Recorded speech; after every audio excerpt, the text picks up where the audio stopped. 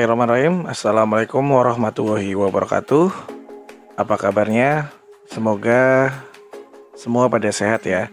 Dan tetap terus jaga kesehatan karena seperti yang kita tahu, pada saat ini sedang terjadi pandemi sehingga kita harus taat pada protokol kesehatan dan juga harus sangat menjaga imun dan juga pikiran ya, supaya tetap sehat dan bisa beraktivitas seperti biasanya. Nah, sebelumnya pasti ini baru pertama kali kan kita ketemu. Nah, perkenalkan, nama saya Mr. Sabto Rosadi. Saya adalah guru IPA di SMP Islam Pareskian. Salam kenal, semoga kita bisa bekerja sama ke depannya untuk belajar bersama mengenai mata pelajaran IPA. Nah, pada kesempatan kali ini Mister ingin menyampaikan beberapa materi yang akan diajarkan kepada kalian semua. Semoga kalian bisa menyimak dengan baik dari semester ini sampai semester berikutnya. Jadi Mister harap semua kalian itu terus fokus, terus semangat dalam belajar supaya apa? Supaya kalian mendapat hasil yang maksimal, mendapat ilmu yang bermanfaat dan nantinya akan berguna untuk kalian di kemudian hari. Nah, pada pertemuan kali ini kita akan membahas tentang IPA tentunya.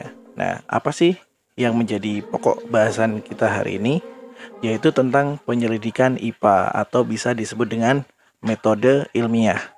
Ya, metode ilmiah. Jadi, kenapa sekarang bisa ditemukan mobil, bisa ditemukan alat-alat yang berguna? Itu karena adanya penelitian ya. Jadi penelitian ini sangat penting untuk dilakukan supaya manusia bisa mengembangkan ide-ide kreatifnya untuk menciptakan suatu hal yang memudahkan kehidupan manusia. Selain itu, terciptanya berbagai teknologi juga tidak lepas dari metode ilmiah dan juga penelitian. Contohnya di bidang kesehatan, ditemukan vaksin, ditemukan obat, itu juga dari hasil penelitian.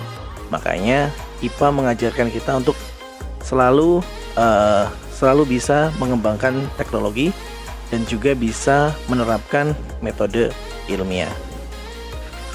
Nah, secara garis besar metode ilmiah atau penyelidikan IPA itu ada 3 tahap ya. Yang pertama yaitu pengamatan. Yang kedua itu ada membuat inferensi. Dan yang terakhir itu mengkomunikasikan. Nah, 3 hal yang menjadi dasar dari metode ilmiah atau penyelidikan IPA. Baik, yang pertama yaitu ada pengamatan. Nah, misalkan pengamatan ini dilakukan untuk mengamati objek dari yang kita teliti. Misalnya kamu meneliti tentang virus, meneliti tentang bakteri dan lainnya, tentunya yang akan diamati adalah bakteri tersebut. Bisa perilakunya, bisa juga bentuknya dan lain sebagainya. Atau misalkan ingin meneliti tentang penyebab gempa atau suatu fenomena di bumi ini, nah kalian akan mengamati objek tersebut.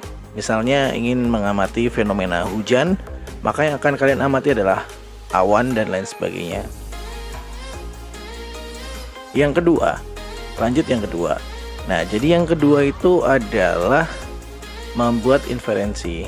Nah, ini adalah kalian itu akan menggabungkan fakta-fakta yang kalian temukan di lapangan melalui pengamatan tadi. Nah, fakta-fakta yang ditemukan kemudian kalian simpulkan dan dibuat seperti semacam hipotesis atau semacam praduga ya, semacam praduga yang menuju pada masalah yang sedang diamati. Misalnya kalian sedang meneliti tentang fenomena hujan. Tentunya kalian akan mengamati awan dan lain sebagainya ya.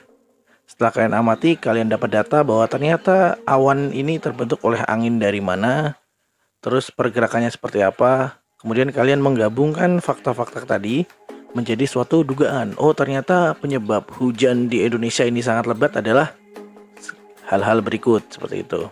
Itu contoh dari membuat inferensi. Yang selanjutnya mengkomunikasikan. Nah, setelah kalian membuat praduga atau hipotesa disebutnya, kalian akan membuat data-data tadi kalian coba untuk komunikasikan, ditulis dengan baik dan juga ditulis bisa berupa data, misalkan berupa simbol dan lain sebagainya. Kemudian dikomunikasikan. Nah, contoh sederhananya itu kalian membuat data misalnya tentang perubahan cuaca di Indonesia, ya. Ternyata dari bulan April sampai Maret itu seperti apa. Nah, kalian buat data kemudian kalian sampaikan itu mengkomunikasikan. Itu adalah penyelidikan ilmiah. Nah, selanjutnya yaitu tentang objek belajar IPA itu apa saja. Nah, objek belajar IPA itu bisa dari yang terkecil sampai yang sangat besar sekali. Dari yang tidak bisa diamati dengan mata telanjang sampai yang bisa kita amati dengan mata tanpa alat bantuan. Nah, misal contoh yang sangat kecil itu bisa berupa atom. Atom itu adalah benda terkecil ya.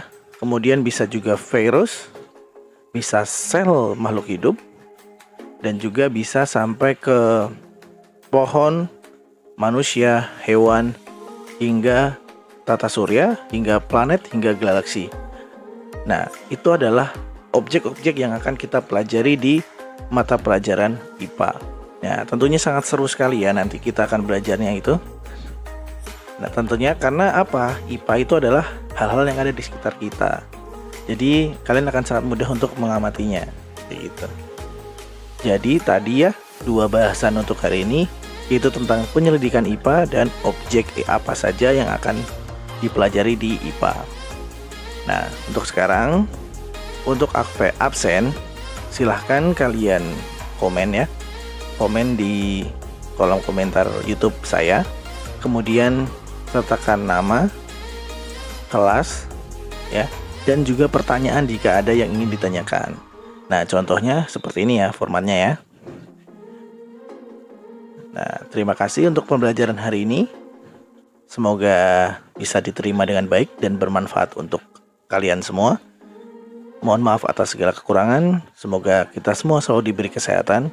Wassalamualaikum warahmatullahi wabarakatuh.